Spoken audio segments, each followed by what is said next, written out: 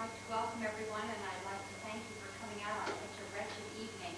We're really privileged tonight to have Jim Sedlak make the trek all the way down here to talk to us. Because the weather is preventing a larger turnout, if anyone would like to take the time now to move forward, please feel free to.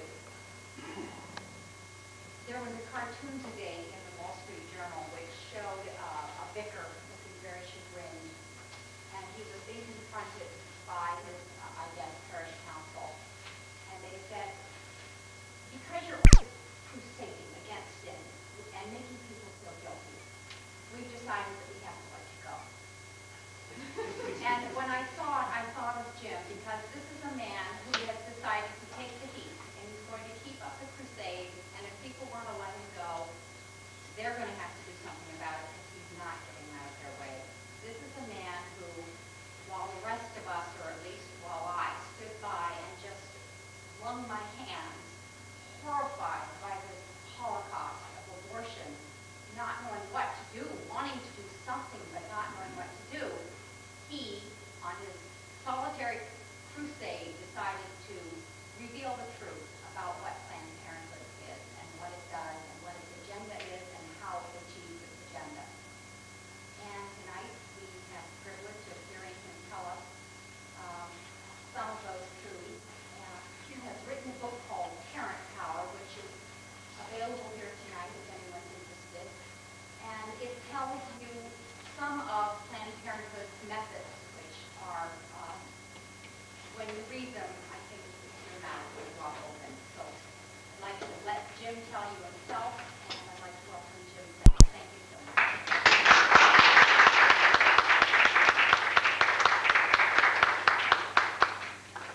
Thank you. It's always good to be here in Westchester. I grew up in Westchester. I'm native of Croton-on-Hudson. Graduated from Archbishop Stepinac High School in White Plains, so this is like coming home whenever I get down here. I'm not that far away, we're up in Dutchess County, but it's always good to get back down here in God's country. A couple of administrative things before we get started. We're grateful for this nice room in the library, this community room. It's very nice that they're letting us use this. Because we are using it, we're subject to rules and regulations here. The good news is you have to be out of here by 9 o'clock, so I can go on all night and talk to you. We'll have about an hour presentation, and then we'll leave about 15 minutes or so for questions and answers, and then you'll be on your way. The other news is that we're not allowed to sell anything here. Normally we bring our books along, and because all of our literature is for free except the books, and the books normally we ask $5 for, but because we're not allowed to sell anything here, the folks who organize this have purchased a quantity of books, and so you're welcome to take a book if you have use for it, and if you're going to use it, they are providing that for you. We also are going to tape this talk, and originally had planned to have the tapes available in the back afterwards, but because, again, we're not allowed to charge, and the people who are spending all the money in tapes and everything have to get some kind of reimbursement, there are some order forms on the side of the table. There are little order forms like this that just say, send me a tape, and if you just take those with you and fill them out and send it to the address that's on the top, you can get yourself a tape. So tapes will be available of the talk tonight. If you would like them, you just pick up an order form over here. There's also several pamphlets. There's our organizational pamphlets to tell you a little bit about Stop Planned Parenthood International, which is our group. There's an organization, there is a pamphlet called Planned Parenthood is Not What You Think, which will reveal to you some of the atrocities that Planned Parenthood puts across in the classrooms. It's what I would call an R-rated brochure. Some of theirs are X-rated, but we don't do that kind of thing. We also have copies of our newsletter. We publish a newsletter monthly. It's called the Ryan Report, to let people know what Planned Parenthood is doing lately and what folks are doing to fight them. There are copies of the newsletter here. Help yourself to them. There's also a sign-up sheet. If you want the next 3 issues for free, simply sign up on the sign-up sheet and you'll get the next 3 issues of the newsletter for free, and then you can decide after that whether or not take it. Very often people say, well, gee, Jim, you gave an interesting presentation, but we'd like to hear the other side. If you want to hear the other side when I'm done tonight, simply walk around the room and read the posters, and you'll have the other side. We were reading them for about the last half hour before the meeting, and they certainly present the other side of the picture, including details about a number of the books that I'm going to be talking about tonight.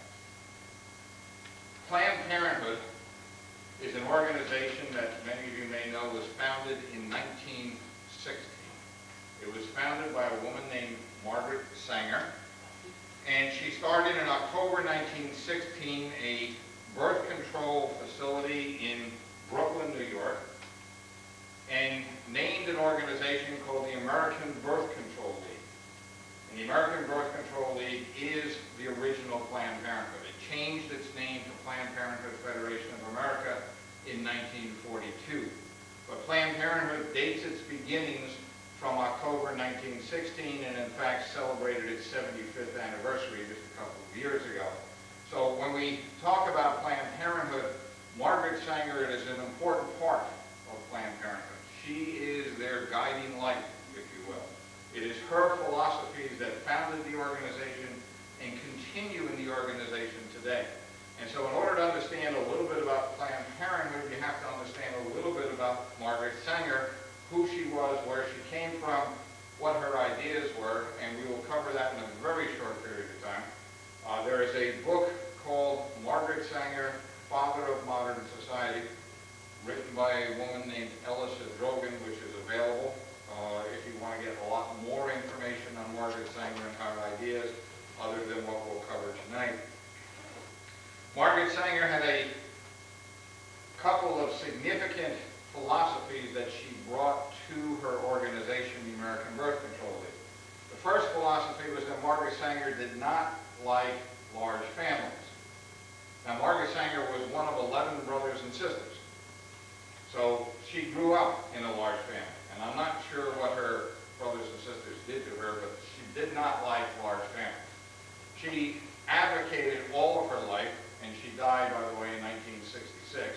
She advocated all of her life for small families, for very small family size. In 1930s, she put forward seriously in this country a program for birthing licenses. Her program said that if you were going to give birth in the United States, you had to have a birthing license from the government. And that every family would be allowed one child. Some families would be allowed 2 children, and a very, very few families would be allowed 3, and no one would ever be allowed more than 3 children. So if any of you have more than 2 brothers and sisters, some of you wouldn't be around had Margaret Sanger been successful in getting this program installed. She obviously wasn't successful in the United States. China, as you may know, has a one-child-per-family policy that Planned Parenthood has never condemned and, in fact, endorses. So Margaret Sanger was a person out for small families. Well, Margaret Sanger liked sex. She thought sex was wonderful. Since her death in 1966, her private papers are on file at Smith College in Massachusetts and available to researchers. And amongst her private papers was a letter to her granddaughter in 1960, telling her granddaughter about how wonderful premarital sex was, and that about 3 times a day was about the right amount. Margaret Sanger was a woman who enjoyed sex, but she didn't like the consequences, which was children. And so she had to have a way of having sex without having children, and that, of course, led her to her birth control movement. Now, Margaret Sanger, and you'll see it in some of her words in a few minutes, Margaret Sanger looked at birth control as her religion. She once said to one of her extramarital lovers, "If you believe in my religion of birth control, then we'll get along fine." And that's how she viewed this. This was not something that was just incidental to her life. This was treated to her as a religion. If you want to get a real idea of Margaret Sanger's philosophy, she wrote what is basically her defining work. It's called The Pivot of Civilization. It was published in 1922, is currently out of print, but you can find it in most major college libraries. And if you read through The Pivot of Civilization, you will get a real idea of what Margaret Sanger was all about. In 1917, Margaret Sanger put out her first pamphlet. Her pamphlet was titled Family Limitation. And in that first pamphlet on family limitation, she listed the methods of birth control. And among the methods of birth control that she listed in 1917 was abortion. Because Margaret Sanger understood then that if she was to get her philosophy across, she would need abortion as a method of birth control. It is simply a fact that all the other methods of birth control, which she had to push at that time and which we have today, fail a certain percentage of the time. Today, the best birth control that Planned Parenthood has to offer basically is the birth control pill. And according to their statistics, it fails 2 to 18% of the time, with an average of about 8%. So if your best device fails 8% of the time, you have to have something to back that up, and that is abortion. After she published that first pamphlet in 1917, her people got to her in a strategy session and said, look, we have a problem. You're trying to push contraception, you can't fight abortion at the same time. Because when Margaret Sanger first started in 1917, contraception was illegal in this country. You could not produce contraception, you could not sell contraceptives, you could not even put anything in the mail that described contraception. It was illegal. In addition to that, it was opposed by every major church denomination in the country. And so she had a major battle on her hands in 1917. She had to somehow work to make her contraception legal. And so what they did is they put together a program that said, okay, we're going to put abortion on the back burner publicly, and we're going to fight for the legalization of contraception. And after we get contraception legalized, then we'll go after abortion. And this was the strategy put together in the late 1917, 1918 time period. And it's a strategy that Margaret Sanger carried through. And so today, for example, Planned Parenthood can point to some statements of Margaret Sanger in the 1920s and 1930s that seem to indicate that she was opposed to abortion. This was a public stance. However, as we read her private papers in Smith College, at the same time that she was taking public stands that seemed to indicate she was against abortion, she was writing to the heads of her clinics and telling them to take care of overdue women. Those are women who should have had their period but had not had it yet. To take care of overdue women by referring them to a doctor or hospital who would handle the situation in some way other than a live birth. Of course, what she was saying was find an abortion for these people. And so Margaret Sanger was advocating abortion right from the beginning, but she could not do it publicly because she had this big fight over contraception. In her book, Pivot of Civilization, Margaret Sanger talks a lot about her ideas and her philosophies, and also talks about her enemies. And we have here a copy of one chapter out of Pivot of Civilization. It's chapter 9, entitled The Moral Necessity of Birth Control. And in this chapter, Margaret Sanger was arguing to try to convince people that not only was birth control good because it created small families, but it was the moral thing to do. And as she chose to write the book, she chose to highlight some of the people who were against her at the time. And one of the things that Margaret Sanger had to do in order to make her programs work is she had to get some laws changed in the United States. One of the laws that was particularly troublesome to her was the law that said you could not mail information about sex. You could not send sex information through the mail. And she worked very hard to get that law changed. To get the law changed so that sex information could be sent through the U.S. mail. It was not allowed to be sent up until at the time of 1917, 1918, and later. In her book, The Pivotal of Civilization, Margaret Sanger cites as one of her chief opponents of this a group known as the National Council of Catholic Women. And in 1921, this group issued a press release concerning the changing of the laws on the mailing of sex material, and they said the following. They said, the further effect of such proposed legislation will inevitably be a lowering both of public and private morals. What the fathers of this country termed indecent and forbade the males to carry will, if such legislation is carried through, be legally decent. The purveyors of sexual license and immorality will have the opportunity to send almost anything they care to write through the mails on the plea that it is sex information. The morals of the entire nation will suffer. This was written in 1922. The only thing we can say, looking back from our vantage point, is how right these people were.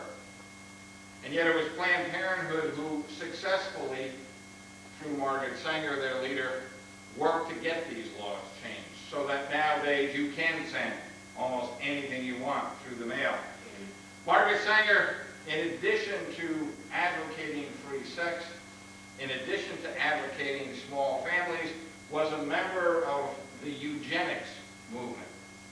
The eugenics movement basically was a movement that said there were fit people and unfit people in the world, and the fit people ought to grow and multiply, and the unfit people ought to die and get out of the way. It's a philosophy that is characterized by slogans and essentially talked about the purification of the race. Now, Planned Parenthood will tell you that Margaret Sanger originally got involved in the eugenics movement, but when she found out what it was all about, she got out. Well, that's not true, and as a matter of fact, we have the membership list of the American Eugenics Society from 1956, and listed there as Margaret Sanger, as a member of the society in 1956. Also listed as a member of the society is a gentleman named Alan Guttmacher. Alan Guttmacher, you may know, succeeded Margaret Sanger as president of Planned Parenthood, was president of Planned Parenthood for many years, and it is for him that the Alan Guttmacher Institute is named. The Alan Guttmacher Institute is the research arm of Planned Parenthood. And eugenics was a major philosophy for Margaret Sanger, and in fact, in her book, Pivotal of Civilization, she tried to convince people that it was also a Christian philosophy, that if you were a Christian, you must be for eugenics.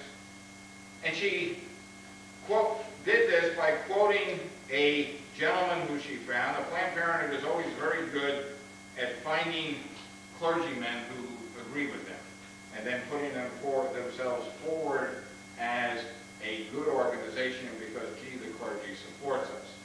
And Margaret found a clergyman named William Ralph Inge, who she described as the very Reverend Dean of St. Paul's Cathedral in London, England. And in her book, Pivotal of Civilization, Margaret writes as follows. She says, Dean Inge believes birth control is an essential part of eugenics and an essential part of Christian morality. On this point, he asserts, and now she's quoting Dean Inge, quote, we do wish to remind our Orthodox and conservative friends that the Sermon on the Mount contains some admirably clear and unmistakable eugenic precepts. You may not have been aware of that, but it's the Sermon on the Mount. He goes on to quote from the Sermon on the Mount, and he quotes the following lines. He says, do men gather grapes of thorns or figs of thistles? A corrupt tree cannot bring forth good fruit, neither can a good tree bring forth evil fruit. Every tree which bringeth not forth good fruit is hewn down and cast into the fire. And that, of course, was his argument to say that if people are mentally handicapped or physically handicapped, that they should not be allowed to reproduce, they in fact should be forcibly sterilized. The interesting thing, of course, is if you pick up your Bible and you read that passage, and happened to read the sentence before it, it says, "Beware of false prophets." And it was essentially referring to the fruit of the prophet, as opposed to anything having to do with individuals. But Margaret Sanger then and Planned Parenthood today like to wrap herself in a religious mantle, to make believe that it was the religious community that supported them. And so they do this today, as she did in 1922 in her book, The Pivot of Civilization. There are many things revealed in The Pivot of Civilization, and if you can have the idea to really research this work, this is the one to go after to really understand Margaret Sanger's ideas. Margaret Sanger believed in eugenics. There were two parts of the eugenics movement when Margaret Sanger was active in the early 1920s. One part said that they could achieve the purification of the race by having the fit people produce a lot of children and the unfit people not produce too many children. And so, therefore, by outproducing the unfits, the fits could take over. And in fact, Margaret Sanger, in an early edition of her newsletter, which was called the Birth Control Review, printed in there the slogan, "More children from the fit, less from the unfit. That is the chief aim of birth control."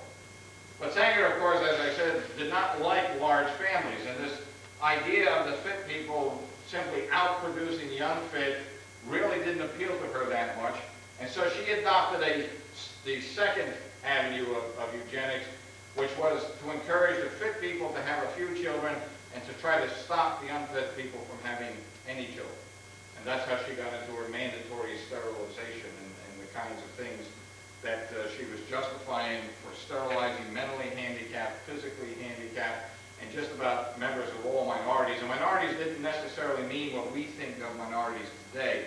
She would classify Jews and Catholics and etc. as minorities. So it was religious minorities in her mind, in addition to what we would call minorities today. And Margaret Sanger had these ideas and expressed these ideas. And those of you who are old enough to remember say, "Gee, this sounds familiar." Something like Nazi Germany in the 1930s and 1940s. And although there is no evidence that Adolf Hitler and Margaret Sanger ever met, we do know that in the 1930s, Margaret Sanger was printing the Birth Control Review, that a number of the articles in her newsletter were written by Hitler's doctors. And we do know that in 1939, after Hitler had started his invasion of European countries, that Sanger ran an editorial praising the German population control program, and in fact saying how much better it was than the Italian population control program. So these were not foreign ideas to Margaret Sanger, the things that were going on in Nazi Germany. A number of historians placed the changing of the name of the organization from the American Birth Control League to Planned Parenthood Federation of America, which took place in 1942, as being a result of the United States entering the war in 1941, and the fact that they had to try to distance themselves from what was going on. They point to the fact that the similar organization in England had changed their name in 1939, at a time when England, of course, was entering the war against Hitler. So all of these things kind of go together to demonstrate the kind of person that Margaret Sanger was, the kind of ideas that she brought to the organization. Planned Parenthood today is still primarily a population control organization. We just got finished a little while ago with the Cairo conference. I'm sure you're all tired of hearing about the Cairo conference and all the things that are going on in Cairo. You might be interested to know something the news media doesn't tend to mention, that the chairman of the Cairo conference is the president of the International Planned Parenthood Federation in England, that the United States chief envoy to the Cairo conference, Timothy Worth, is a former member of the board of directors of Planned Parenthood of Denver, Colorado.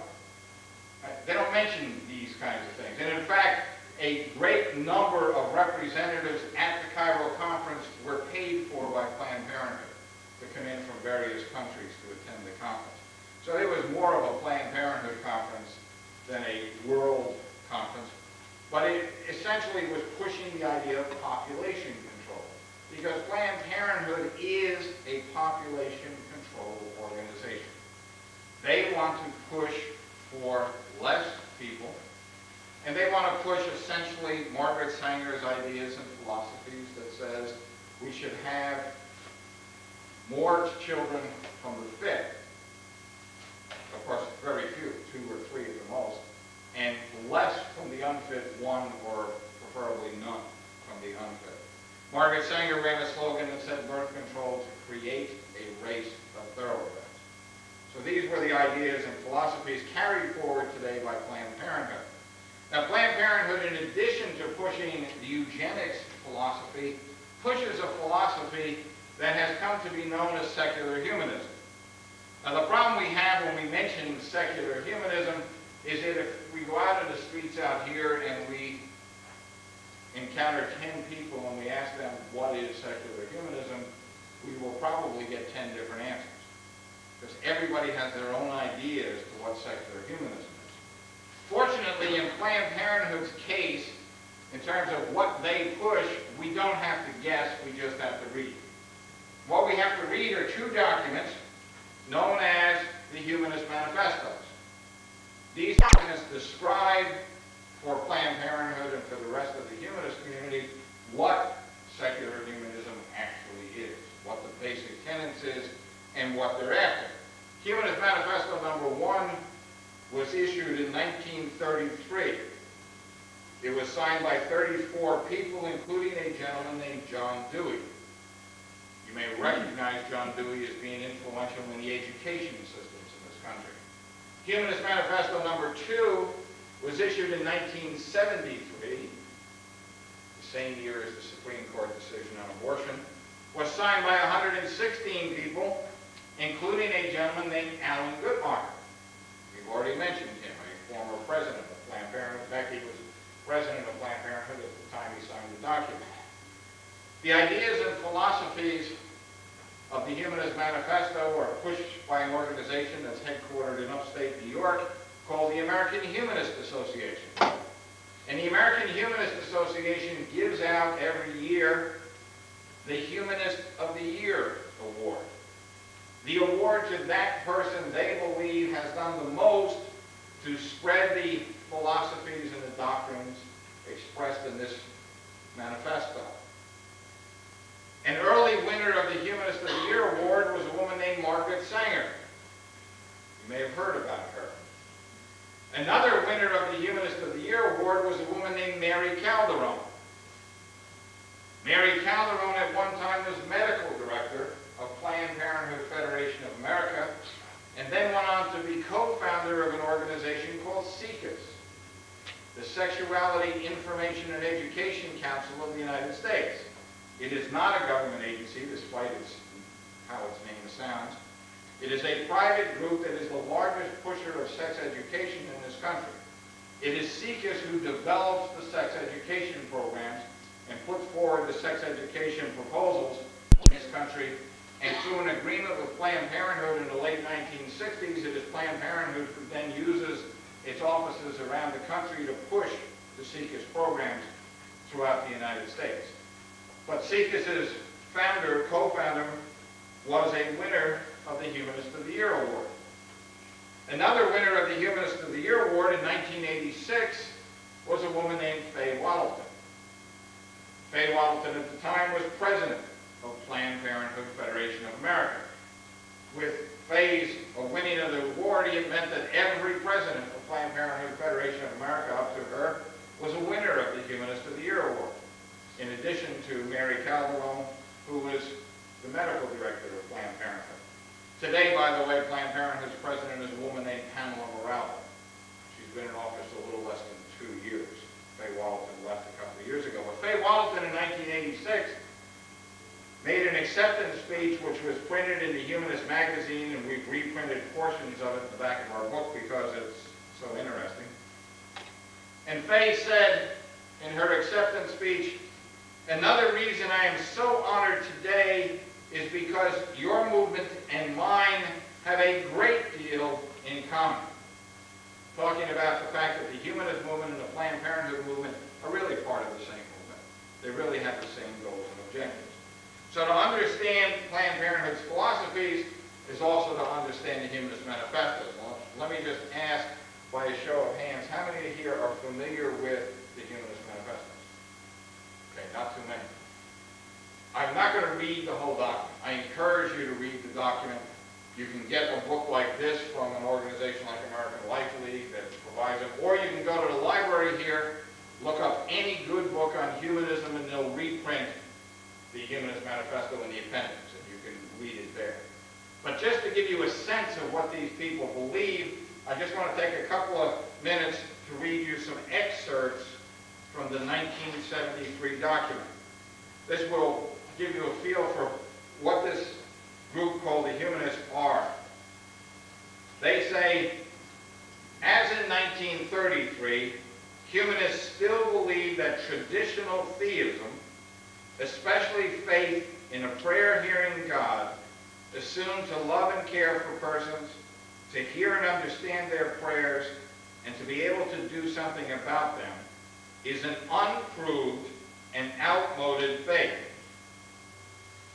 They go on to say, we find insufficient evidence for belief in the existence of a supernatural.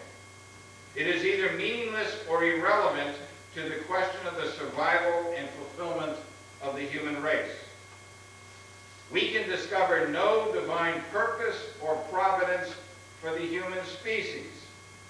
While there is much we do not know, humans are responsible for what we are or will become. No deity will save us. We must save ourselves. Promises of immortal salvation or fear of eternal damnation are both illusory and harmful. So here's a group of folks who say there may or may not be a God, but it doesn't make any difference because God has no effect on what goes on here on earth. There is no heaven, there is no hell. This is it. This is all we got. And that's their belief. If someone were to ask you to sum up what the humanists believe in 25 words or less, we think they have a sentence in their document that sums it up very well. They say, we strive for the good life here and now. And if there is no heaven, and there is no hell, and there is no God, who cares? That's all you got, is the good life here and now. And that's what their programs are targeted for. That's why they're interested in population control. That's why they're interested in reducing the mentally handicapped and the physically handicapped. They're interested in getting rid of all of that so that the resources of the world can be better used for those who are fit, so that they can better enjoy the good life here and now. One of Margaret Sanger's early writings, she condemned charity, not because it didn't work, but because it did work. She said it was a waste of resources to spend a lot of money on poor people when you should just let them die and save the resources for those who are fit. About 5 years ago now, the German affiliate of Planned Parenthood wrote a full-page article condemning the work of Mother Teresa, saying that she should just let these poor people in India die, that she shouldn't be spending a lot of resources on it. The same ideas and philosophies of Margaret Sanger carried forward. This is what these folks believe is a basic belief. As a result of that, they go on and develop some further philosophies that you'll find very interesting. They say, for example, we affirm that moral values derive their source from human experience. Ethics is autonomous and situational, needing no theological or ideological sanction.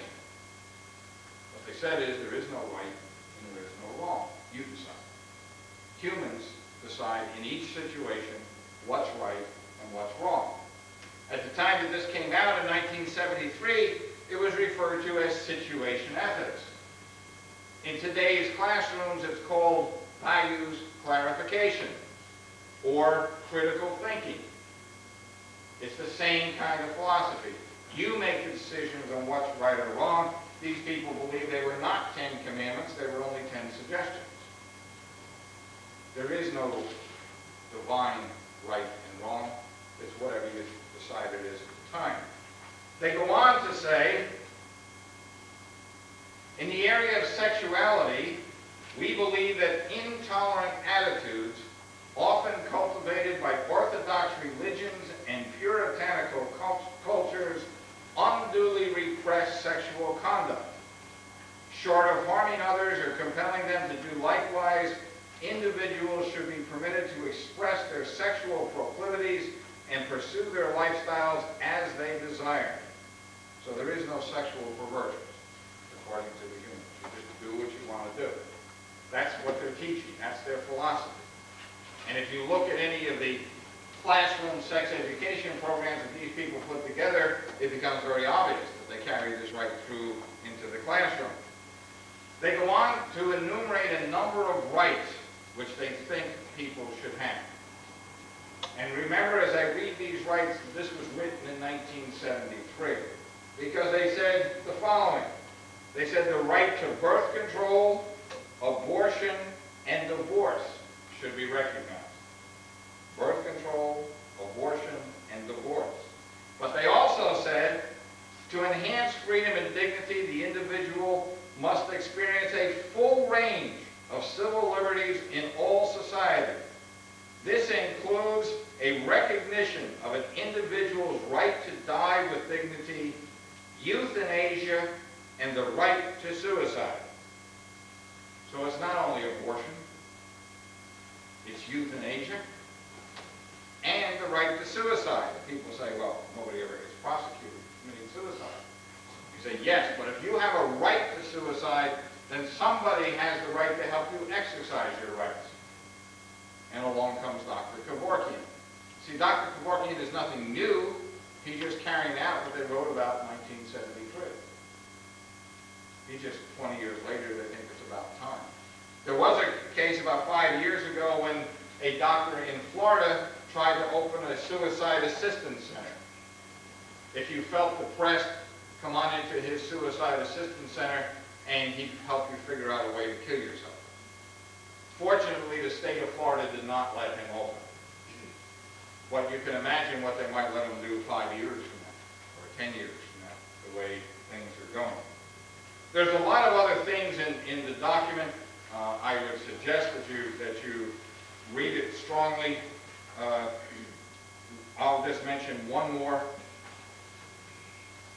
If you deal in these issues, especially the issues that are going on in the country, you frequently get the question, where does this separation of church and state come from? If you read the Constitution says only that the government shall not establish a national religion and require people to join it. It really doesn't say much about separation of church and state other than that. But in the Humanist Manifesto, they say the following. They say the separation of church and state and the separation of ideology and state are imperatives. They said it is absolutely essential, if the humanists are to win, that they have separation of church and state. They can't win without it. And so the whole push for separation of church and state, although it was there all the time, gained momentum after the 1973 issuance of the document. People said, well, we got to go after this if we're going to win, if we're on the humanist side. That is the philosophy that underlines a lot of Planned Parenthood's work. Now, it's important to understand this because at some point, when you're fighting for in your community and you're trying to correct some of the things that are not going too well, somebody's going to say to you, well, why can't you work with Planned Parenthood? Because after all, they've got all the money, they've got the resources, they've got people. Oh, sure, you guys disagree on certain things like abortion or whatever. Well, why can't you work together? And if you understand that your ultimate goals and their ultimate goals are so far different, you understand why you can't work with them. For most of you, your goal is to get to heaven. That's why you're here, to work to get to heaven. For these people, their goal is the good life, here and now. Now you understand that to get to heaven may mean sacrifice here. It may mean putting up with a lot of misery here. It may mean accepting a lot of burdens. They don't understand that. They want the good life here and now. It's why you can't work with them. You're going to different places. And you can't get there together. One of you is going to lose if you start working together. Now, we've been talking about Planned Parenthood philosophy.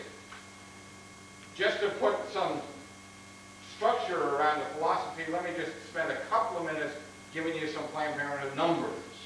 Who these folks are, what kind of income they have, what they represent, kind of thing. Planned Parenthood is an international organization headed by the International Planned Parenthood Federation in London, England. It has affiliates in about 130 countries around the world. Its largest and most affluent affiliate is in the United States.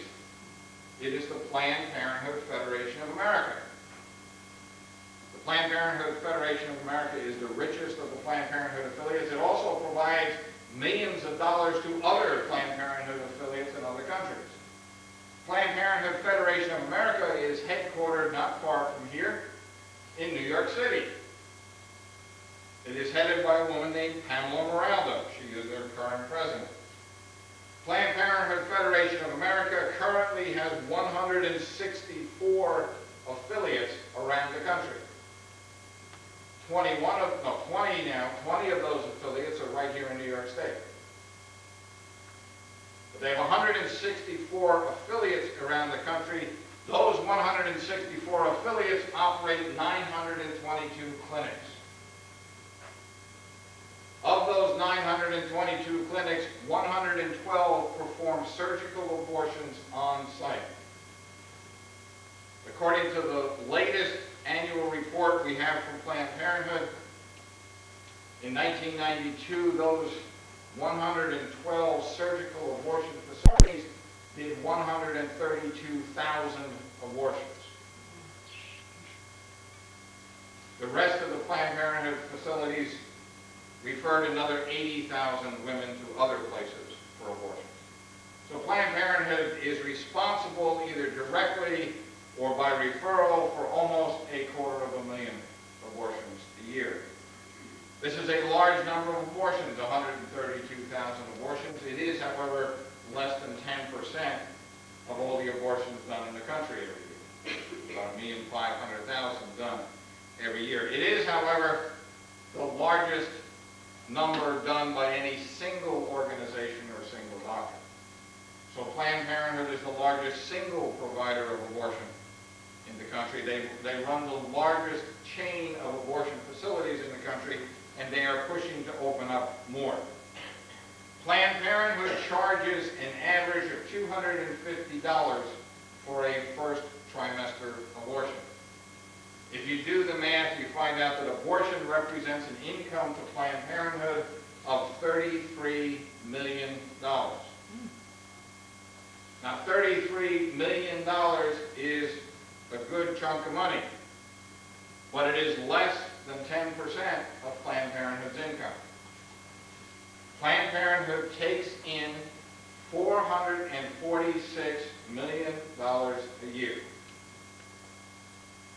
Of that $446 million, 32%, or $145 million, comes from you, the American taxpayer, either in the form of federal, state, or local government money. $152 million comes from the operation of their clinics. $33 million of that, as we said, comes from abortion. $85 million comes from the sale of birth control pills. You should understand that Planned Parenthood's business is selling birth control pills. That's where their money is. That's what they're in business for. Abortion is a necessary backup to protect their birth control business. Because if you're selling birth control pills that fail an average of 8% of the time, and you can't take care of the backup, pretty soon nobody's going to be buying the pills from you anymore. The pills are Planned Parenthood's business. Now, not only because they sell $85 million worth a year, but because Planned Parenthood has a nice little financial setup with these pills. Now, birth control pills are sold by the cycle. A month's supply is a cycle. And if you go to your neighborhood pharmacy and say, how much is a cycle of birth control pills, it varies in various parts of the country, but on the average, you'll find out that it costs about $25 for a cycle of birth control pills. If you ask your pharmacy what they paid for the birth control pills, and they gave you an honest answer, it would be about $17 for a month's supply. So the pharmacy pays $17, sells it for $25, about the normal 33% markup. Planned Parenthood, as you go around the country, depending on where you are in the country, will sell you a month's supply of birth control pills for anywhere from $5 to $18.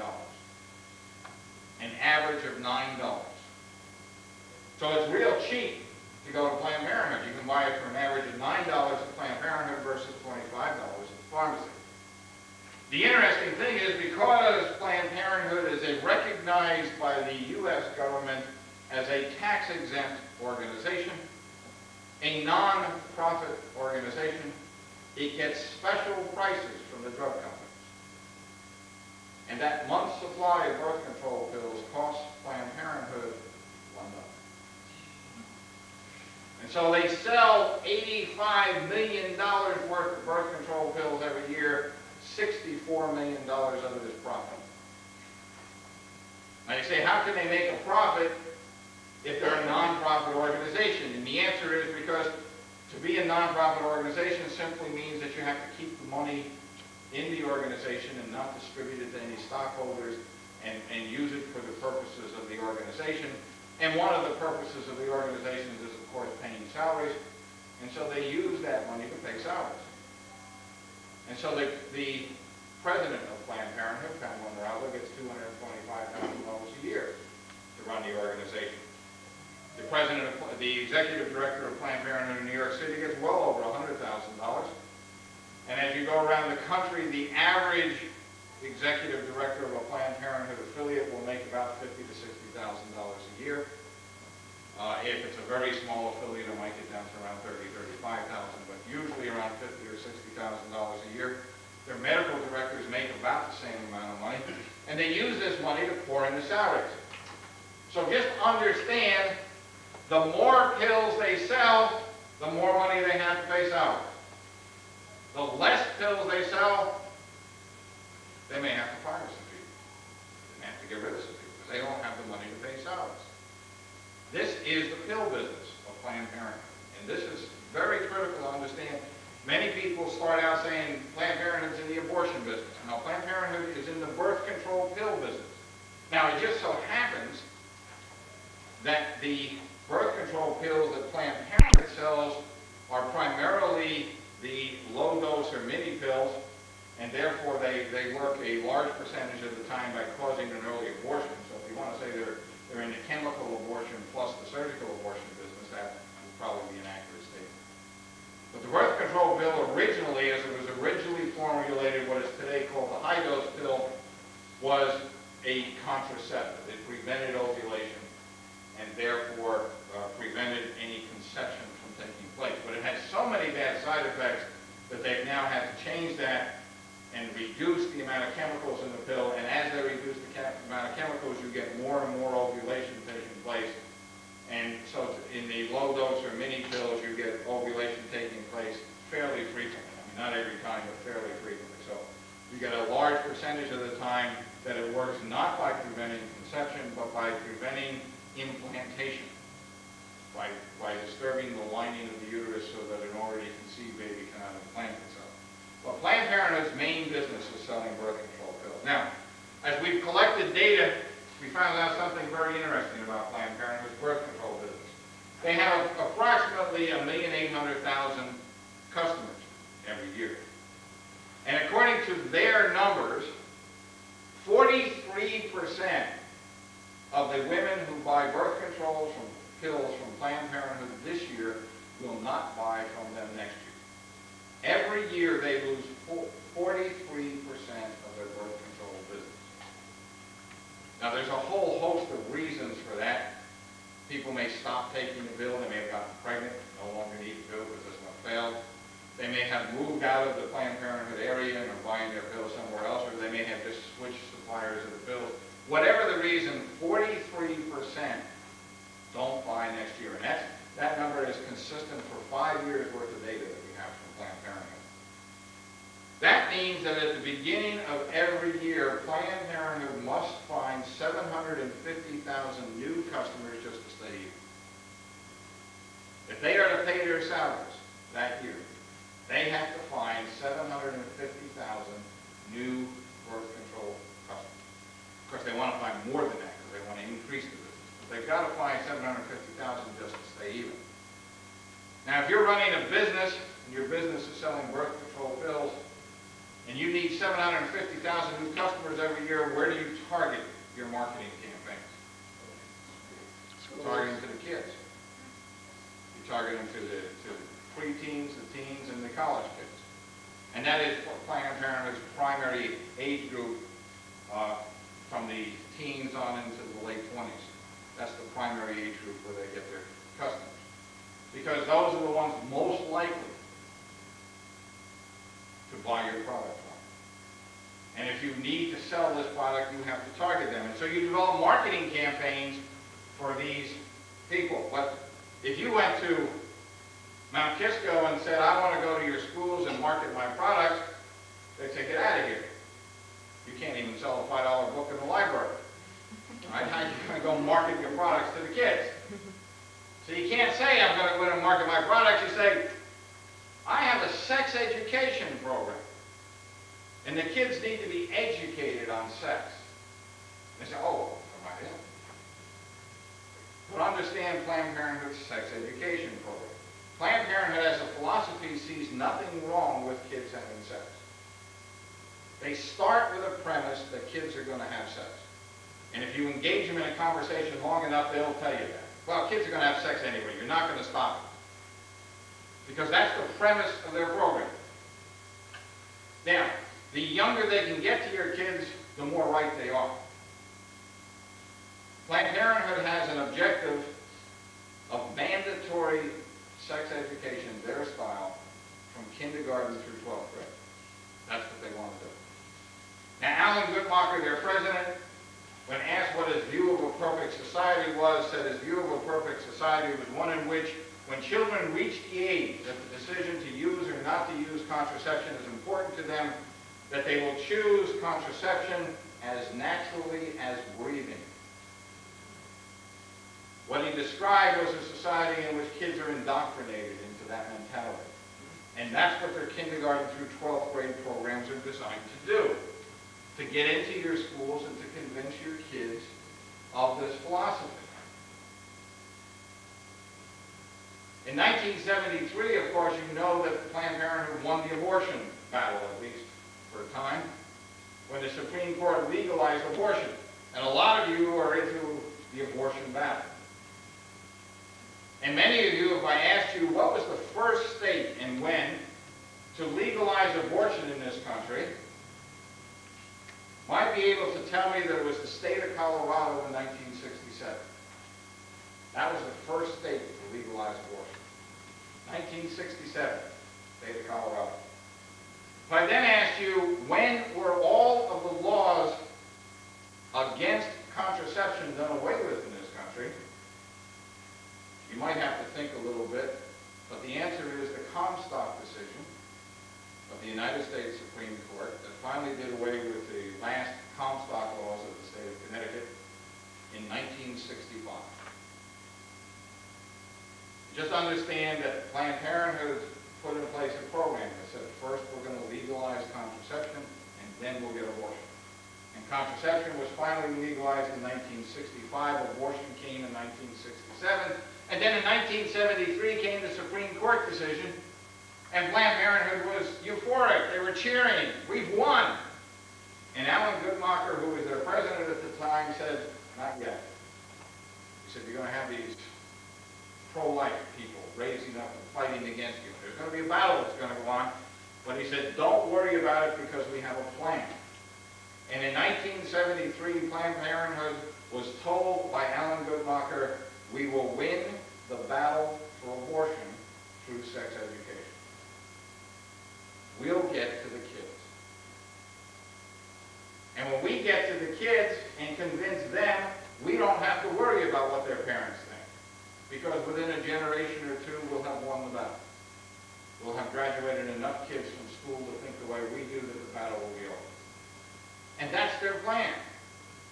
Now, one of the problems of this plan is they have to separate the kids from the parents.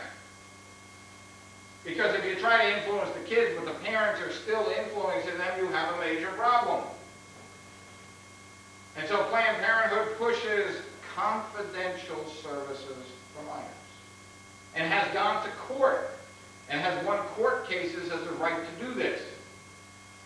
And you probably know that although your daughter cannot get her ears pierced, or your son these days cannot get his or her ears pierced without your permission, or cannot take an aspirin in school without your permission, they can go to Planned Parenthood and get all kinds of devices that you'll never know about.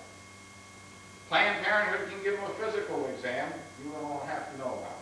Planned Parenthood can give them the birth control pill with all of its potential side effects, and you need not know anything about it. Now, the birth control pill had so many side effects that the manufacturers said two things were necessary before it was to be prescribed. First of all, you must take a family medical history. You got to find out if there's any heart disease or strokes or anything else in the family, because the birth control pill can have real serious impacts in that area.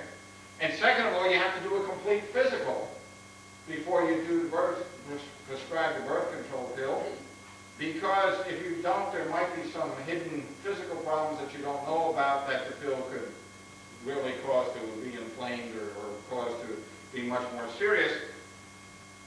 Well, Planned Parenthood does take a medical history, but let me ask you, what 13-year-old knows her family medical history? They just take what they know.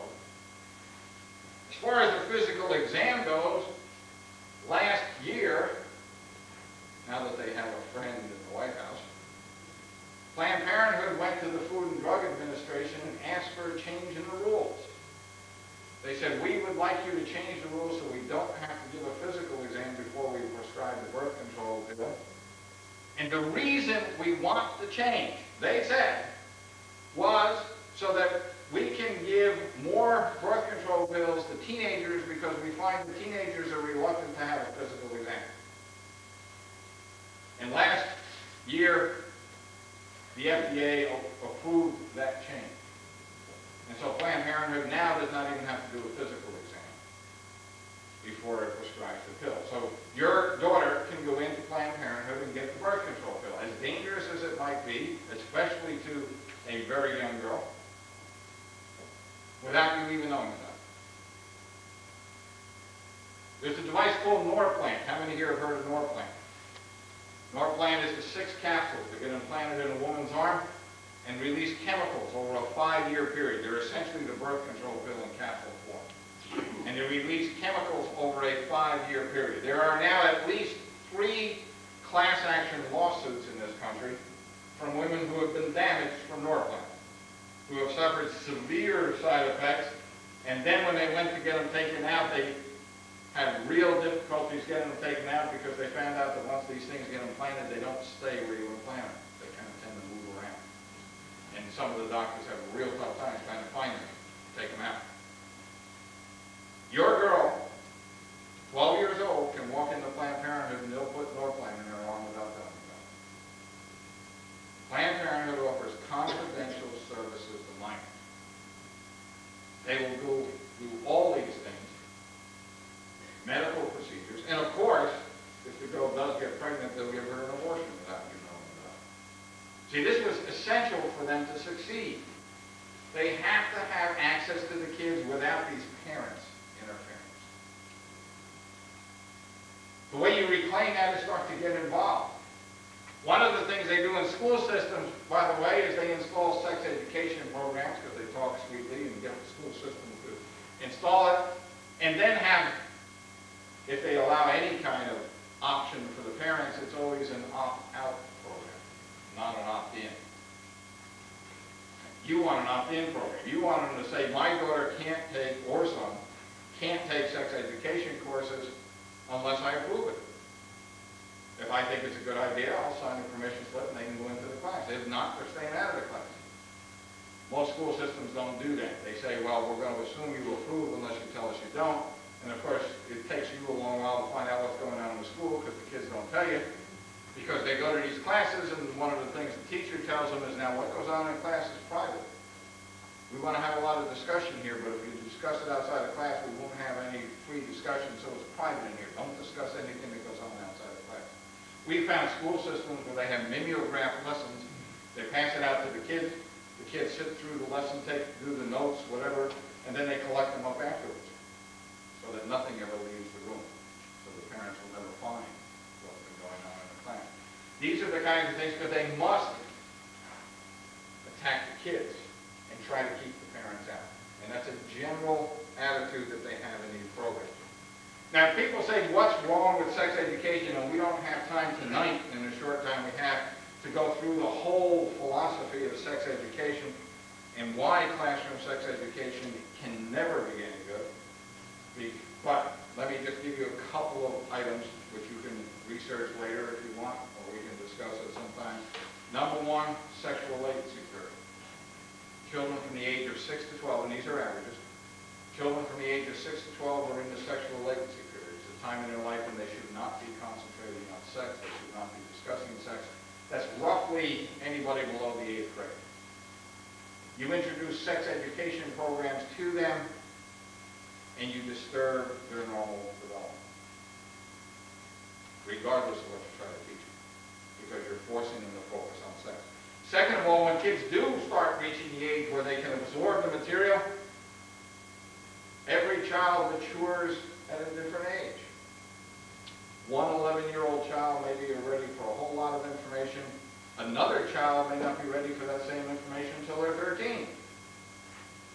And the younger the grade level you're at, the wider the variation you have of the mental maturity of the various children in the classroom. Now, the only thing you can be sure of in a classroom is you have 20 or 25 kids, all of the same physical age, but of different mental ages. And there's no way you can develop a sex education program that's appropriate for that classroom, because all the kids require something different, and you can't teach the kids differently. And the third final point is, once the kids do achieve a maturity level, and maybe you can assume a certain maturity level by the time you're like 14 years old, you have a problem, because despite what a lot of people think, boys and girls are different. When a boy's sexuality emerges, it's a physical thing. Boys are interested in physical sex. Boys are interested in the sex act. Girls are interested in romance. A normally developed girl at the age of 13 or 14 is not interested in physical sex. She is interested in love, she is interested in romance, all of these kinds of things, but not the physical act of sex. That is not a normal thing for her to desire. But the only thing you can teach in a classroom is physical side. You can't teach romance. And so you get these kids in a co-ed classroom, and you start teaching the physical side, and the boys get all enthused, because it simply supports their natural drive for physical sex, and now you're talking about it in the classroom, and they get all excited, and the girls sit there listening to this thing saying, what's wrong with me? I don't want that. There must be something wrong with it. And so the natural results of the programs are to encourage boys to act out their desires and to lessen the resistance that girls have. And have girls say, well, maybe I should try it. That's a normal problem. Now, what happens when those kinds of things happen? You have more kids having sex. Probably more kids getting pregnant, more kids getting abortions. Why would anybody put in place a program in your schools that has been shown for years to result in more kids having sex? Only if they made money from it, like selling them birth control pills, and condoms, and diaphragms, and all the devices to have sex. See, Faye Waddleton, president of Planned Parenthood, said in 1986, Planned Parenthood will not be an organization that promotes chastity. She was quoted in the LA Times. Will not promote chastity. Aside from the fact that they don't believe in it, we point out they don't make any money from it. Kids who do not have sex do not spend a dime at Planned Parenthood. But kids who do have sex very frequently wind up spending lots of money at Planned Parenthood. Understand that these programs are designed to encourage kids to have sex